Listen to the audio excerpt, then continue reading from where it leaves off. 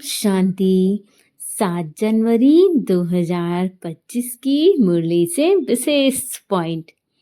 तो पहला पॉइंट है, मीठे बच्चे, तुम अपने को संगम युगी ब्राह्मण समझो तो सतयुगी झाड़ देखने में आएगा और अपार खुशी में रहेंगे। अर्थात यदि हम अपने आप को संगम युगी ब्राह्मण समझ रहे हैं, जिन्हें स्वयं परमात्मा ने ज्ञान दिया है, जिन्हें स्वयं परमात्मा ने जीवन जीने की कला सिखाई है कि कैसे इस दुख भरी संसार में हम अपने जीवन को भरपूर खुशियों के साथ जी सकते हैं, हम वो संगम युगी ब्राह्मण बच्चे हैं। और यदि हम अपने आप को संगम युगी ब्राह्मण समझते हैं तो हम ध्यान करें तो हमें समझ में आएगा कि हम तो सतयुगी आत्माएं हैं। माना जो सतयुग में देवी देवताएं रहते थे, वैसे ही हम भी सतयुगी देवी देवताएं बनने वाले हैं। जैसे उनकी चाल चलन होती है बिल्कुल दैवीय गुणों वाली, वैसे ही हम भी बच्चे बन रहे हैं और हमारी पालना तो स्वयं परमात्मा निराकार शिव बाबा कर रहे हैं। वो हमें अपने ज्ञान के माध्यम से सिखा रहे हैं कि कैसे देवी देवता होते हैं और उनकी चाल चलन कैसी होती है, उनकी सोचने की कला कैसी होती है, उनका जीवन जीने का क्या तरीका होता है। वो सब ज्ञान बाबा हमें अपनी मुरलियों के माध्यम से देते हैं। तो हमें कितनी खुशी होनी चाहिए कि एक तो हम संगम युगी ब्राह्मण और उसके साथ साथ सतयुगी देवी देवता बनने वाले बच्चे। तो हमें कितनी खुशी होनी चाहिए कि बाबा हमें एक साधारण आत्मा से देवी देवता बना रहा है, हम उसकी पालना में अपना जीवन जी रहे हैं। अगला पॉइंट है, एकांत में ज्ञान का मनन चिंतन करना है, याद की यात्रा में रहे माया पर जीत पाकर कर्मातीत अवस्था को पाना है। अर्थात जब हम बाबा की मुरली को पढ़ते हैं तो उसमें से कुछ पॉइंट्स को निकाल के बार बार रिवाइज करना है और एकांत में बैठ के उन पॉइंट्स का मनन चिंतन करना है। जितना अधिक आप इन पॉइंट्स पे मनन चिंतन करते जाएंगे, उतने और अधिक आपको इसमें पॉइंट्स मिलते जाएंगे, ताकि आपको अपना जीवन जीने में और सरलता हो और अपनी समस्याओं का आप समाधान निकाल सके। साथ साथ यदि हम अपनी समस्याओं का समाधान निकाल सकते हैं तो हम इस संसार की अन्य आत्माओं का भी समाधान निकाल सकते हैं। तो बाबा इसीलिए कहते हैं कि मुरली का मनन चिंतन करो और साथ साथ हम बाबा को खूब याद करें, अपने हर एक कार्य में बाबा को याद करें। यदि हम बाबा की याद में कोई भी कर्म करते हैं, पूरे दिन बाबा की याद में रहते हैं, तो माया किसी भी रूप में हमें परेशान नहीं कर पाती है और ना ही हम माया के बहकावे में आके कोई अनुचित कदम उठाते हैं जो दैवीय गुणों के अनुकूल ना हो, उसकी विपरीत हो। तो ये तभी संभव हो पाता है जब हम बाबा की याद में रहते हैं।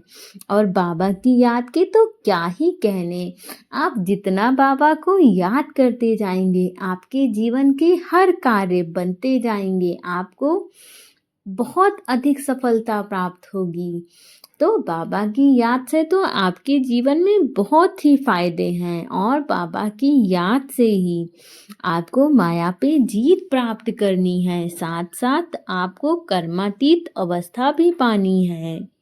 अगला पॉइंट है, किसी को भी ज्ञान सुनाते समय बुद्धि में रहे कि हम आत्मा भाई को ज्ञान देते हैं, नाम रूप देह सब भूल जाए, पावन बनने की प्रतिज्ञा कर, पावन बन पावन दुनिया का मालिक बनना है। अर्थात जब हम बाबा का ज्ञान दूसरी आत्माओं को सुनाते हैं तो हमेशा हमारे अंतर मन में ये बात रहे कि सामने वाली आत्मा चाहे मेल हो चाहे फीमेल हो, हमें उसको आत्मा भाई ही समझकर ज्ञान देना है।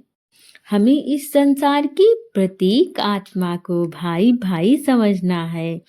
किसी भी आत्मा का हमें नाम रूप देह नहीं देखना है। हमें इन सब से परे जाके उस आत्मा को भाई भाई समझना है।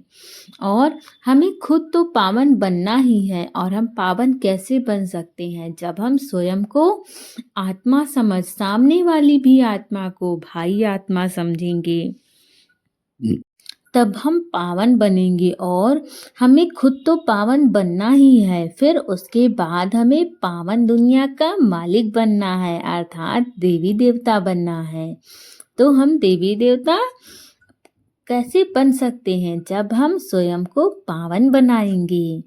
अगला पॉइंट है, स्वयं के प्रति इच्छा मात्रम अविद्या बन पाप समान अखंड दानी परोपकारी भव। अर्थात जैसे ब्रह्मा बाबा ने स्वयं का समय भी सेवा में दिया, स्वयं निर्माण बन बच्चों को मान दिया, काम के नाम की प्राप्ति का भी त्याग किया, नाम मान शान सब में परोपकारी बने, अपना त्याग कर दूसरों का नाम किया, स्वयं को सदा सेवाधारी रखा, बच्चों को मालिक बनाया, स्वयं का सुख बच्चों के सुख में समझा, ऐसे बाप समान हमें इच्छा मात्रम अविद्या अर्थात मस्त फकीर बन अखंड दानी परोपकारी बनो, तो विश्व कल्याण के कार्य में तीव्र गति आ जाएगी। केस और किस्से समाप्त हो जाएंगे। अर्थात जैसे बाबा इस संसार में आए थे, जब ब्रह्मा बाबा, तो उन्होंने अपने आप को फकीर माना और सबको खूब दान देते गए, ज्ञान का, मान सम्मान का, परोपकार का। और सबके प्रति उनके मन में विश्व कल्याण की भावना थी कि हर आत्मा आगे जाए, हर आत्मा को बाबा का ज्ञान मिल पाए। वैसे हमें भी बनना है। अगला पॉइंट है, ज्ञान गुण और धारणा में सिंधु बनो, स्मृति में बिंदु बनो। अर्थात हम जितना जितना बाबा के ज्ञान को, बाबा के गुणों को और बाबा की मुरली को धारण करते जाएंगे, यानी कि खूब अपने अंदर धारण करते जाएंगे, तो हमें अच्छे से याद रहेगा कि हम एक आत्मा हैं, क्योंकि बाबा का ज्ञान ही है जो हमारे अंदर शक्ति भरता है, हमें इस बात की बार बार स्मृति दिलाता है कि हम एक आत्मा हैं।